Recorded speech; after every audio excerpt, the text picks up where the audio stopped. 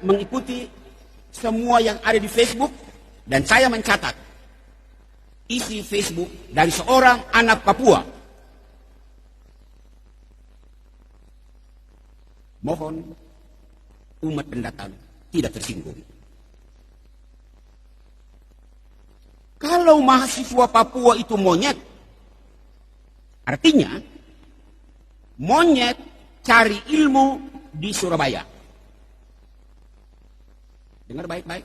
Monyet cari ilmu di Jawa, monyet cari ilmu di Sulawesi, monyet cari ilmu di Sumatera, monyet cari ilmu di Kalimantan, monyet cari ilmu di Maluku. Sementara, dan ini jangan tersinggung, sementara manusia Jawa, manusia Sulawesi, manusia Maluku, manusia Sumatera datang mencari makan di tempat monyet. Membaca SMS itu saya malu.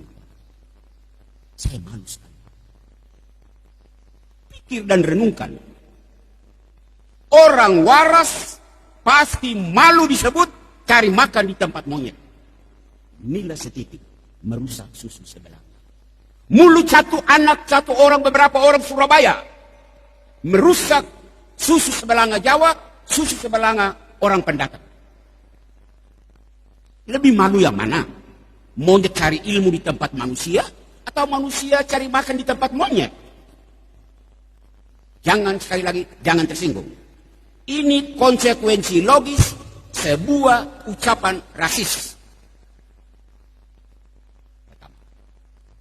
Yang kedua, saya ingin menyapa bagian pemerintahan. Pemerintah kita di pusat maupun di daerah all out mengeluarkan dana besar untuk membangun jalan di Papua, pendidikan di Papua, kesehatan di Papua. Berkaitan dengan ucapan rasisme tadi, pertanyaan yang mengganggu nalar. Bangun jalan untuk monyet-monyet? Bangun kesehatan untuk monyet? Bangun pendidikan untuk monyet-monyet?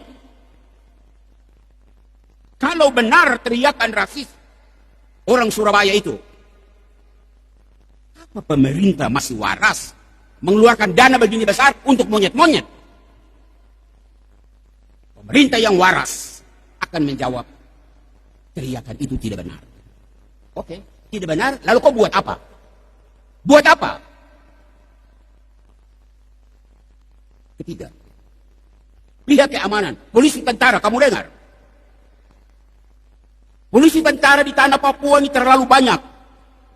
Ya, ini kan wilayah negara Republik Indonesia. Wajar kok, wajar. Tetapi Anda hadir di tanah ini dengan segala perlengkapan keamanan yang hebat-hebat. Saya Pastor Amandus hanya mau bertanya, seluruh perlengkapan hebat-hebat itu untuk jaga monyet-monyet? Jangan tersinggung, polisi dan tentara.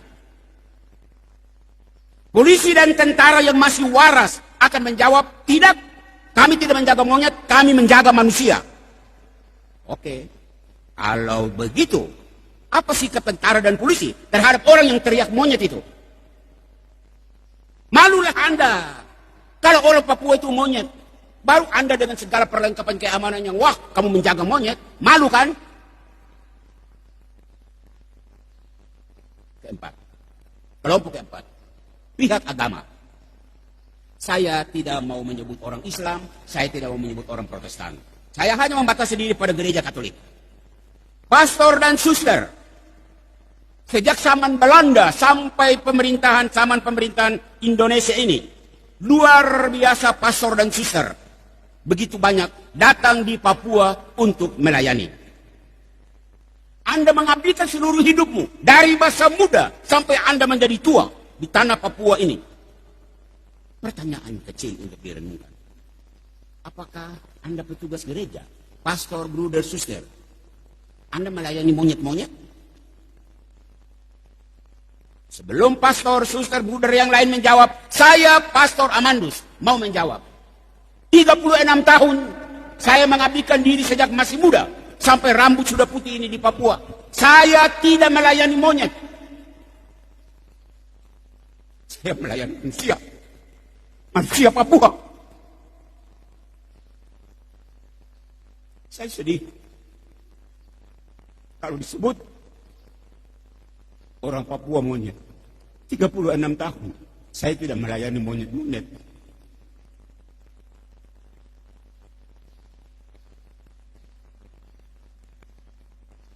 Kelima, terakhir. Anak cucu guru-guru perintis. Kamu pasang telinga dengar baik-baik.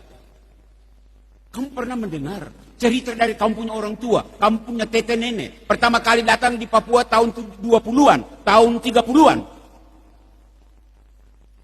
Mereka bercerita bahwa mereka bertemu monyet-monyet. Apakah kamu mendengar cerita bahwa orang tuamu datang mengajar monyet-monyet? Tidak, bukan? Kalau tidak, anak cucu perintis, jangan diam. Buat sesuatu dong untuk saudara-saudaramu orang Papua. Di sini, gereja Katolik yang masih waras, gereja harus membantah